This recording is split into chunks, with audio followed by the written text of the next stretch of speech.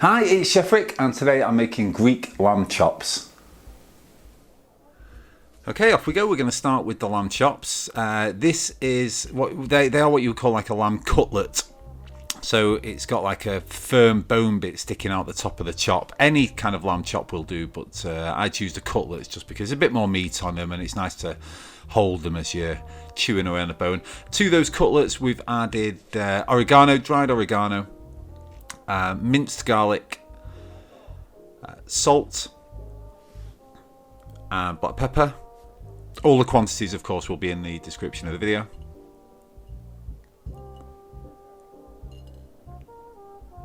Lemon juice, extra virgin olive oil, and we'll give it a really, really good old mix. This is going in the fridge overnight, or as long as you've got. So obviously, the longer you leave this, the more it's going to impart flavour. Don't leave it past 2 days. You don't really need to, although nothing really bad's going to happen. But I think if you just leave this overnight before you're going to want to use it, or the day before you take it round to someone's house for a barbecue or do a barbecue or whatever. But basically, get that all nice and mixed up like that.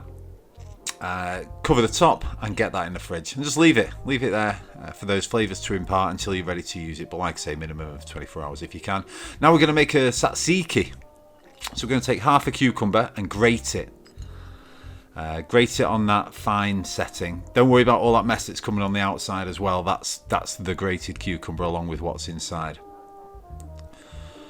And there we go. So that's grated cucumber. Now this bit, don't bother with. See, I'm squeezing the water out, leaving it in a sieve. Putting it in a sieve over a bowl overnight. The idea is that the water overnight is just going to drip out and leak out. So just give it a little push down, and I saw how much water was in the bottom of that bowl, and I put it in overnight. The next day, you'll see in a minute, the same amount of water was in there. So don't even bother with that. But again, well, don't worry. For now, garlic, 4 cloves. Top and tail them. That's basically just taking off the very top and very bottom of each clove and then peeling them. And then you're going to be left with 4 lovely peeled garlic cloves. And what I would always do is just smush them down with the edge of a knife and just chop along, work your way along like we do in all the videos. Control the knife. Put your finger on the top of at the end of the knife where the blade is, so you can completely control it, and just keep going back and forth, back and forth. There's no special technique to this. It's just time, effort, and a bit of patience. And every so often, when all that garlic or whatever it is she's chopping runs up and sticks to the side of the knife, just wipe it down, bring it all back into the middle, and just keep going over it, over and over and over again. The longer you do this, you can eventually turn it into a paste. Like the garlic and anchovy paste in the Caesar salad video, which I'll do a link to here. But basically, just keep working it along the chopping board, back and forth, until in the end you got lovely minced garlic like that. So that's really finely chopped minced garlic. Or use garlic paste or that very lazy garlic or whatever you want.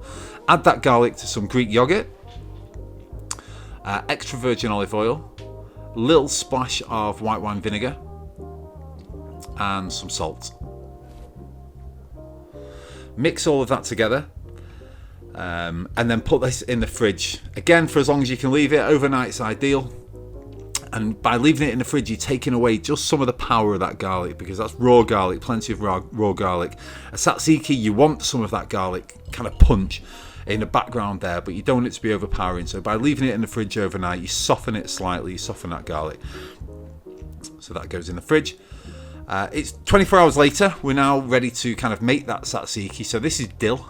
I take out just the stalks of the dill here. Again, I'm sure you probably don't need to do this. We are going to chop it really nice and finely, but I just think it's a lot easier if you start with this by removing the stalks and then do the chop that we've just done, just like you've seen with the garlic. Just going to keep bringing it in together. Control the knife and just keep going back and forth, until you've got it really nice and fine. And that's it. That's chopped dill. Right, now here's that cucumber I was telling you about.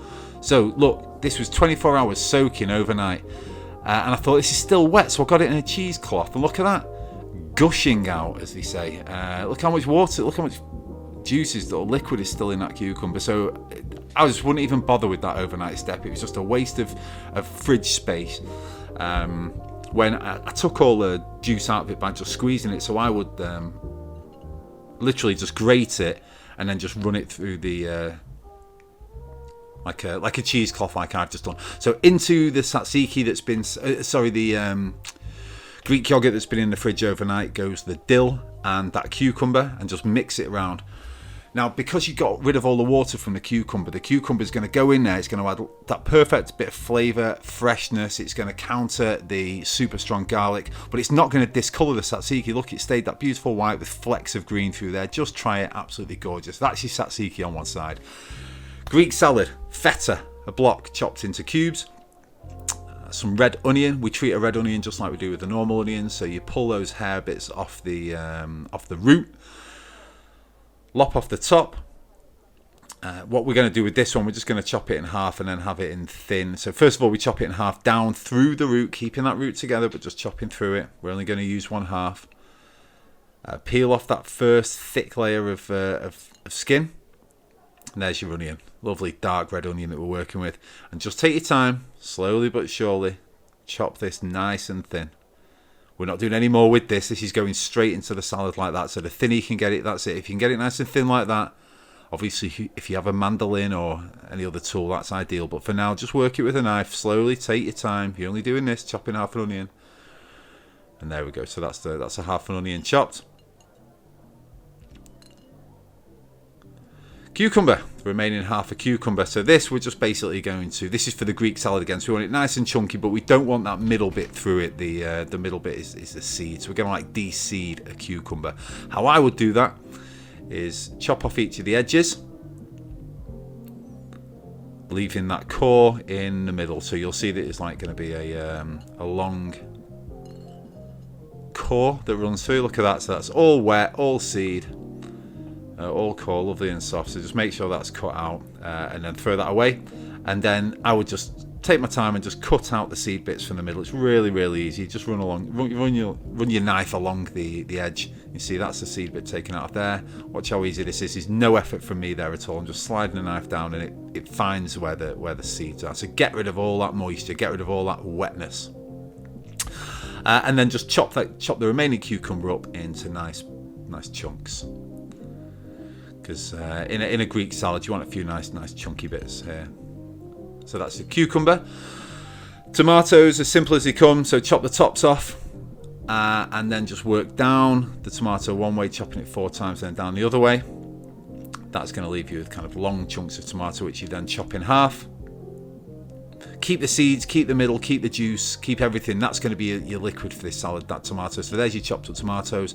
A handful of mint leaves, fresh mint leaves. Don't bother chopping these all nicely and neatly, just tear them. When I put all these into separate bowls, by the way, it's just so I can show you really neatly and clearly what I'm doing. You can add all these direct to a salad. Olives. These are Kalamata Olives from Greece. Big, black, beautiful olives, but they have got a seed in it. So to de-seed an olive, put the edge of your knife on it, hit down, and then the seed will just, or the stone will just fall out like that. Boom, there's a stone. If you don't need your olives to look really super pretty, this is the best technique to do them. You don't need to whack down on it. I've just realised because these were quite soft, so you just press down slightly and you see the seed fall straight out. This works with cherries, olives, or any stoned fruit like that. So you see, there they are. Lovely and stoned, lovely and fresh. No one's going to lose any teeth when we're eating this salad. Squeeze some lemon juice into there. Don't know why I did that. Totally unnecessary. But into this bowl, we're going to now assemble the Greek salad. So go cucumber, red onion, the tomato. I started to give it a bit of a toss there, but then I realised that this is the stage I want to be seasoning it at, and the thing that's going to want the most seasoning there is going to be the tomato. So give that a salt and pepper seasoning. Don't forget, in here is just cucumber, tomato, and red onion. These can be handled a little rougher than everything else, than the remaining ingredients can. So put these in first and toss these 3 together before you add any of the other components to the salad.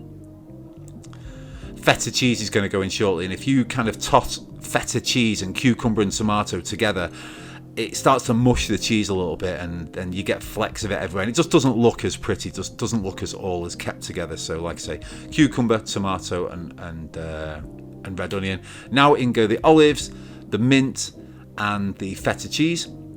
We're just going to really lightly toss that together, just so it's combined, just so it looks pretty.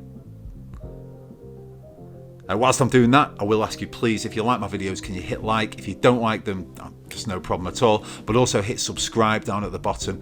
It doesn't cost you anything to do, but it's amazing for me. So if you would like to subscribe to my videos, I do 3 of these a week. It would be amazing if you could. But thank you so much in advance if you choose to do that.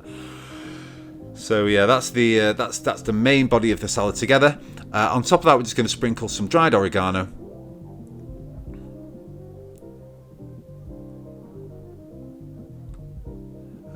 Some fresh lemon juice. Again, look at that. It looks stupid. I should have just squeezed on half a lemon. Why I'm doing it out of a jar, out of a tub? Ridiculous. And some extra virgin olive oil on top. Put that on a table in any Greek restaurant or Greek city in the world. That is a Greek salad, and it's delicious, and it's absolutely gorgeous. So your Greek salad's done, your Satsiki's done, and now it's time for the lamb chops. Obviously, in a perfect world, I'd be sticking these on the barbecue, but it's absolutely pouring down outside, so we're not going to do that. I'm just going to grill them. So I'm going to arrange them on a foil-lined sheet. Cover them again with some of the marinade that's been sat in there. This is the olive oil and garlic that we did last night or yesterday. If this was a barbecue, don't forget we'd be brushing this on throughout cooking, but because we're going to grill them, I'll just pour them on the chops.